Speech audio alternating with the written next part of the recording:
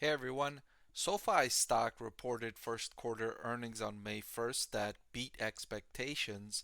In fact, the quarter was so good that management said, you know what? This year is going to turn out better than we thought. So they raised their target for the rest of the year. So in this video, I wanted to go through and discuss how SoFi was able to beat expectations and what went so well for SoFi stock in this quarter. So let's begin. The CFO said that they made further progress towards their expectation to be GAAP net profitable by the fourth quarter of 2023. Now, this was big news when they announced this last quarter that they're targeting to become net profitable on the bottom line by the fourth quarter of this year. And this was great news that they said they made progress towards that and that goal is still very much a possibility.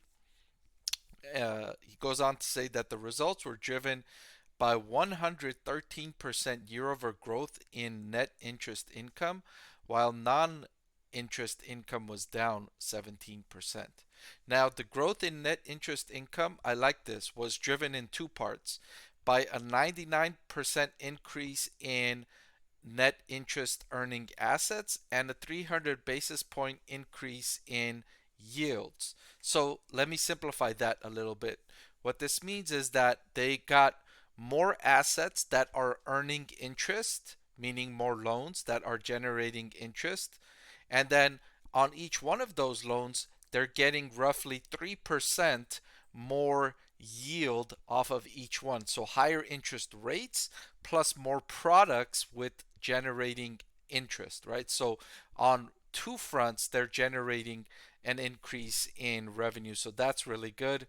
And that resulted in a net interest margin of 5.5% for the quarter, which represents roughly 110 basis points of year over year NIM expansion, net interest margin. This is a critical metric for a bank is net interest margin. It means how much does it cost the company to get money and then how much are they able to earn lending money, right? How much are they paying for deposits and then how much are they generating through loans?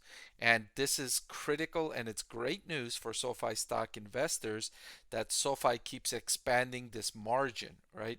Getting more of a difference between what they pay for money and what they lend money at. Further, they were able to increase monetization with annualized revenue per product increasing for the fourth consecutive quarter to $45. That's more than twice the $20 in the prior year and up 15% from the previous quarter. And then they were able to increase the number of products to 7.1 million, which is up 51% year over year. So similar to what we talked about earlier, they're also doing the same thing with financial products. They're offering more financial products. They're getting customers to purchase or sign up for more financial products and they're making more money off of each product. So more products plus more money per product, getting that 1-2 punch that's working so nicely for SoFi stock, which played a big role in helping SoFi stock beat expectations this quarter. They continue to add more customers who buy more products that generate more revenue per product, and they have this positive virtuous cycle going where it just keeps feeding on each other and providing lower cost of customers, right? Because once they're signed up with you, it's not that much more money to try and get them to sign up for one more product, right? Because you already have this customer, this customer's information, you have their address, you have their email address, they have the app on they probably have your app on their phone. So you have three different ways where you can market to this customer and get them to sign up for more products. And so for all of those reasons, SoFi was able to beat expectations and I'll end the video with this statement here. We are now raising our guidance to adjusted net revenue between 1.955 billion to 2.02 billion. This was an increase from the prior guidance of 1.925 billion to 2 billion. So they're raising both the top and bottom end of the range there from a low of 1.925 billion. Now the lowest they expect is 1.955 billion, and now they expect as much as 2.02 billion versus the high previously expected of 2 billion.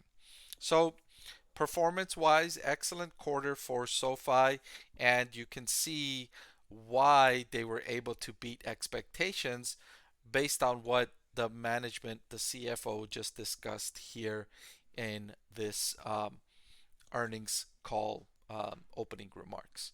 So that's all I've got for this video. Thank you so much for watching. I hope I'll see you again soon.